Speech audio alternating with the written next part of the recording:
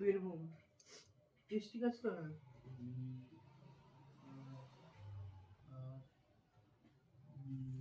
হঠাৎ রান্নাঘর থেকে এসে দেখছি ছেলেও ব্যস্ত, কর্তামশাইও ব্যস্ত, দুজনে হয়তো কিছু ফিল আপ করছে, ঠিক বুঝতে পারছি না। কারোরই আমার দিকে তাকাবার টাইম নাই এখন, এতটাই তারা ব্যস্ত। মনে হয় একবার হাই তো করো।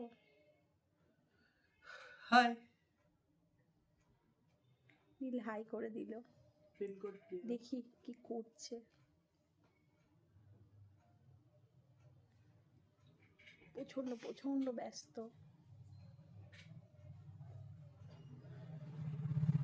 আর ওখানে কান্ট্রি দিল ইন্ডিয়া।